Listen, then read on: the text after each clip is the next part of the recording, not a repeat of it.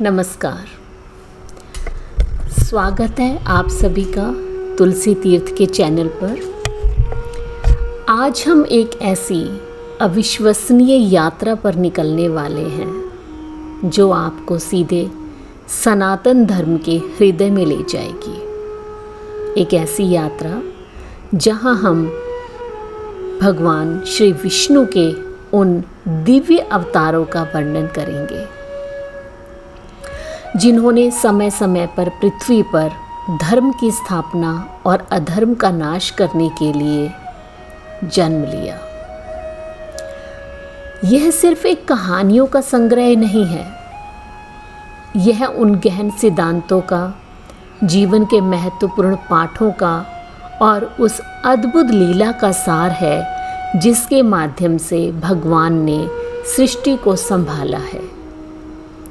प्रत्येक अवतार अपने आप में एक ब्रह्मांड को समेटे हुए है जिसमें त्याग, प्रेम, न्याय और धर्म की विजय गाथाएं हैं।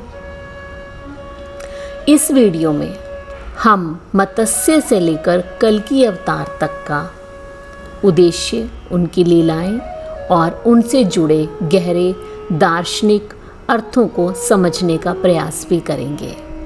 हम जानेंगे कैसे इन अवतारों ने मानव जाति को सही मार्ग दिखाया और ब्रह्मांड के संतुलन को बनाए रखा।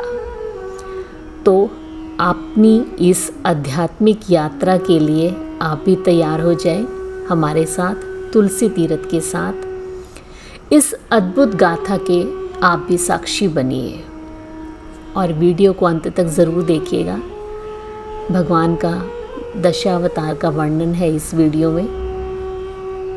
तो अगर आपको जानकारी पसंद आए तो आप इसे लाइक भी कर सकते हैं और ऐसे ही ज्ञानवर्धक वीडियो के लिए आप वंचित मत रहिए, इसे सब्सक्राइब भी कीजिए। तो शुरू करते हैं भगवान श्री विष्णु के दशावतार की यह महिमामयी यात्रा। तो सबसे पहले भगवान की जो दशावतार में सबसे पहला अवतार भगवान का आता है मत्स्य अवतार।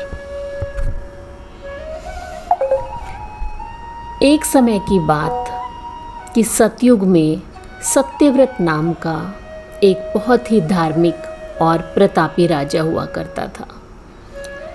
प्राचीन द्रविड़ राज्य पर उसका शासन भी था। ऐसा कहा जाता है कि वह अत्यंत उदार और पुण्य आत्मा था। वर्षों तक उसने भगवान विष्णु की आराधना की। एक दिन सुबह सवेरे सत्यव्रत ने नदी में स्नान किया।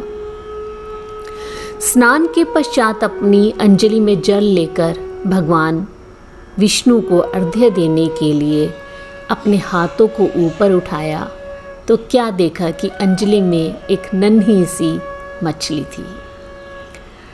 उसे पानी में डालकर सत्यव्रत ने दोबारा अंजलि भरी। तभी एक आवाज सुनाई दी और उससे सत्यव्रत को आश्चर्यचकित कर दिया।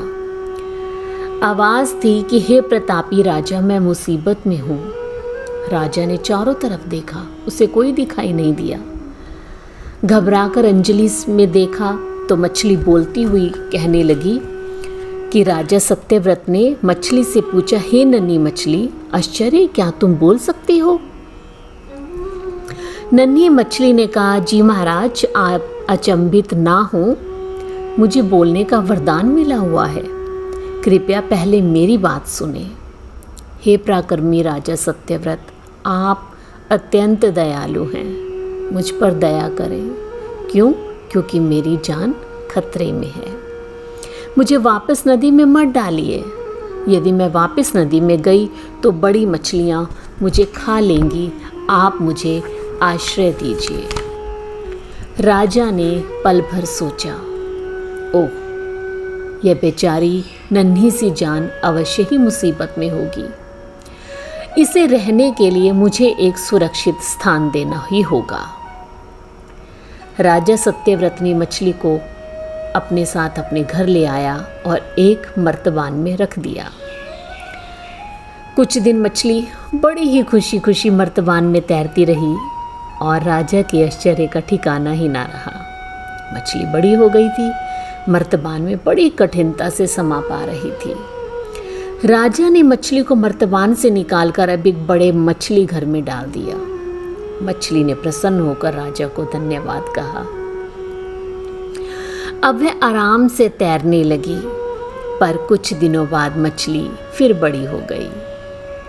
उसके लिए मछली घर भी छोटा हो गया। फिर राजा से अनुरोध किया, महाराज ये जगह मेरे लिए बहुत छोटी है, यहाँ मेरा दम घुट रहा है, मुझे कोई बड़ा स्थान दीजिए। राजा को फिर आश्चर्य हुआ। राजा ने मछली को सरोवर में डाल दिया। मछली बहुत प्रसन्न हुई और प्रसन्नतापूर्वक वहां तैरने लगी, किंतु उसका आकार दिन प्रतिदिन बढ़ता ही गया। कुछ दिनों बाद राजा सत्यव्रत मछली से मिलने के लिए सरोवर गए। देखा वो बहुत उदास थी, मानो बहुत दर्द में हो। पूछा, क्या हुआ? बोले, महाराज ये स्थान भी मेरे लिए बहुत छोटा है। आप देख रहे हैं ना, मेरा दिन प्रतिदिन आकार कितना बढ़ता जा रहा है। राजा ने लोगों को बुलाया और उसे समुद्र में छोड़ने के लिए कहा। समुद्र में छोड़ने के बाद भी मछली प्रसन्न हुई। उसका आकार फिर धीरे धीरे बढ़ने लगा।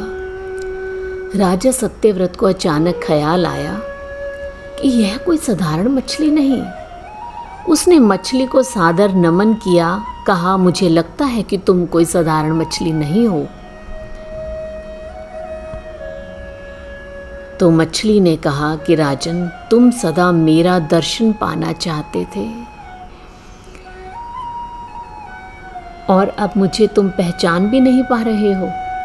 मैं ही तुम्हारा भगवान विष्णु हूँ और यहाँ तुम्हें एक विशेष कार्य सौंपने आया हूँ। अश्रुपूर्ण नेत्रों से सत्यव्रत ने कहा, हे प्रभु, आदेश दे, मैं आपके लिए क्या कर सकता हूँ। मछली ने उत्तर दिया कि कुछ ही दिनों में सतयुग का अंत हो जाएगा। मूसलाधार बारिश होगी, सारी सृष्टि जलमग्न हो जाएगी। धरती पर रहने वाले सभी जीव जंतु सदा के लिए समाप्त हो जाएंगे। तुम एक बड़ा जहाज बनवाओ, कुछ अच्छे लोगों को, पशु पक्षियों के जोड़ों को और सभी जातियों और सभी प्रकार के पौधों के बीजों को एकत्रित करो। बाढ़ आने पर सभी जातियों को उन बीजों को लेकर सपरिवार जहाज पर चढ़ जाना। मैं मछली रूप में आऊँगा। सर्पराज वासुकी को रस्सी बनाकर तुम्हारे जहाज को अपनी नाक से बांध दूंगा और तुम्हारे जहाज को सुरक्षित रखूंगा। राजा सत्यव्रत ने भगवान विष्णु से पूछा, हे प्रभु, आप क्यों मछली का अवतार लेकर धरती पर आए? बड़ी मछली ने उत्तर दिया कि प्रिय सत्यव्रत, मेरा कार्य मात्र तुम सबको बचाना नहीं, मुझे एक बड़े काम को करना है। वह है हयग्रीव का वध। अचंभित राजा सत्यव्रत ने पूछा, प्रभु, यह हयग्रीव कौन है? मत्स्य रूपधारी प्रभु ने कहा कि वह एक दैत्य है।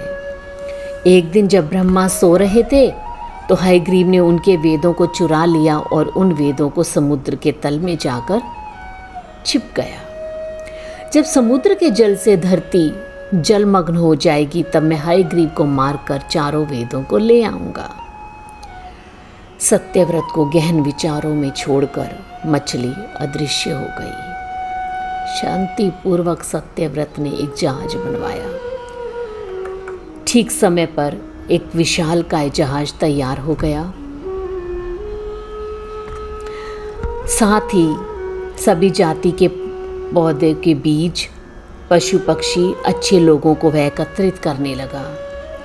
भविष्यवाणी के अनुसार एक दिन आसमान से मूसलाधार बारिश हुई। काले बादल ही बादल छा गए। देखते ही देखते समुद्र का जल बढ़ने लगा और पूरी धरती जलमग्न हो गई। राजा सत्यव्रत सपरिवार विभिन्न जाति प्रजाति के बीजों, जंतुओं और अन्य लोगों को लेकर जहाज पर चढ़ गया। मछली ने सरपराज वासुकी से जहाज को अपनी नाक से बांध दिया। जहाज जल पर तैरने लगा। मूसलाधार बारिश के बीच जहाज पानी पर तैरता ही रहा, डूबा नहीं।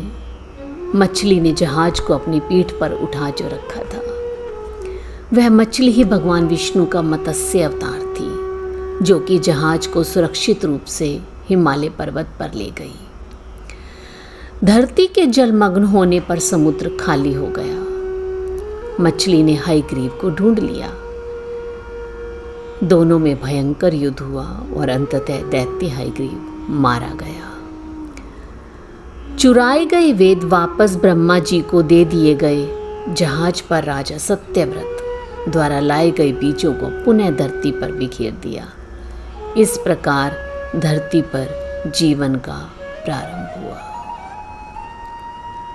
श्री हरि की लीलाएं तो हमेशा ही अद्भुत रही हैं, सबको अचंभित करने वाली रही हैं। तो ये थी आज भगवान विष्णु के दशावतार में सबसे पहला अवतार मत्स्य अवतार। अगला अवतार है कूर्म अवतार। तो हम एक नई श्रृंखला से फिर से जुड़ेंगे कूर्म अवतार के साथ। श्री हरि के इस कूर्म अवतार की कथा को जानेंगे, समझेंगे कि भगवान ने कूर्म अवतार सृष्टि पर किस कारण से लिया। तो मिलते हैं तुलसी तीर्थ के साथ।